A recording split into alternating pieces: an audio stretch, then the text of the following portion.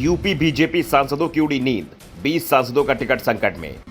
उपचुनाव के परिणाम के बाद अब बीजेपी ने दिए सख्त फैसले लेने के संकेत। सोशल इंजीनियरिंग पर रहेगा बीजेपी का जोर, कमजोर उम्मीदवारों के कटेंगे टिकट। घोसी सीट पर मिली हार का असर बीजेपी के अंदर दिखाई देने लगा है। वैसे घोसी में चुनाव से पहले ही बीजेपी को संकेत मिलने लगे थे कि सीट हाथ से फिसल रही है। जनता में बीजेपी को लेकर भले ही नाराजगी नहीं थी, लेकिन घोसी सीट से बीजेपी उम्मीदवार दारा सिंह को लेकर जनता नाराज थी और ये नाराजगी बार बार उनके दल बदलने को लेकर थी। लेकिन दारा सपा से इस्तीफा देकर आए थे, इसलिए बीजेपी ने उन पर दाव लगाया, लेकिन ये दाव कामयाब नहीं हो पाया। दारा को हार मिली तो बीजेपी के अंदर एक बार फिर इसकी सुगबुगाहट शुरू हो गई है।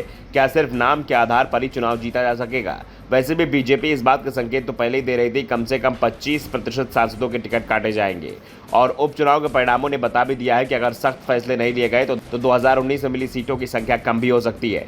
इस बीच बीजेपी यूपी की सभी 80 सीटों को लेकर लगातार सर्वे करा रही है। इसमें उनकी लोकप्रियता और लोकसभा चुनाव 2024 में उनकी जीत की संभावना की जानकारी जुटाई गई है। इस सर्वे में करीब 16 सीटें ऐसी मिली हैं जहां पर पार्टी की स्थिति कमजोर दिखती है। 14 सीटों पर कांटे की टक्कर बताई जा रही है। ऐसे में करीब 30 सीटों पर बीजेपी बुरी तरह से फंसी हुई दिख रही है। ऐसे में पार्टी उम्मीदवार को बदलने का भी निर्णय ले सकती है। पार्टी की ओर से मिल रहे संकेतों ने सांसदों की दिल्ली मुख्यालय दौड़ को बढ़ा दिया है। हर सांसद ये पता करने की कोशिश में जुटा हुआ है कि उसका टिकट संकट में श्रेणी वाले सांसदों की लिस्ट में तो नहीं डाला है। वैसे अभी चुनाव के ऐलान में 7 महीने का समय बाकी है, लेकिन बीजेपी की ओर संकेत मिल रहे हैं कि 4 महीने बाद ही वो लोकसभा चुनाव के लिए उम्मीदवारों के नामों का ऐलान कर देगी। क्योंकि लोकसभा क्षेत्र काफी बड़ा होता है, इसलिए पार्टी की कोशिश है कि उम्मीदवार को पर्याप्त समय मिल सके, जिससे वो नाराज लोगों की नाराजगी को दूर कर सके। दरअसल यूपी के लिए बीजेपी ने सभी 80 सीटें जीतने का टारगेट फिक्स किया है, लेकिन जिस तरह से घोसी में पार्टी उम्मीदवार को 40,000 से भी ज्यादा वोटों से हार मिली है, उसके बाद बीजेपी को अपने रणनीति में बदलाव भी करना पड़ रहा है। बीजेपी की कोशिश सहयोगी दलों से बेहतर समन्वय स्थापित कर चुनावी मैदान में उतरने की है।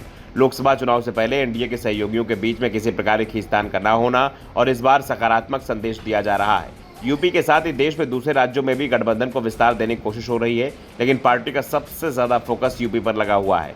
बीजेपी 2014 के परिणाम को टारगेट पर रखे हुए है। 2014 में बीजेपी को राज्य की 80 में से 71 सीटों पर जीत मिली थी। 2 सीटों पर उसकी सहयोगी अपना दल एस को जीत मिली थी, यानी 80 में से 73 सीट एनडीए के हिस्से में आई थी। लेकिन 2019 में जब सपा और बसपा गठबंधन हुआ तो बीजेपी की सीटों की संख्या 62 रह गई और उनकी सहयोगी को 2 सीट जीत पाई, यानी 9 सीटों का सीधे सीधे नुकसान बीजेपी को हो गया। और सबसे बड़ा फायदा चुनाव में बीएसपी को मिला था, जिसकी संख्या 0 से बढ़कर सीधे 10 हो गई थी।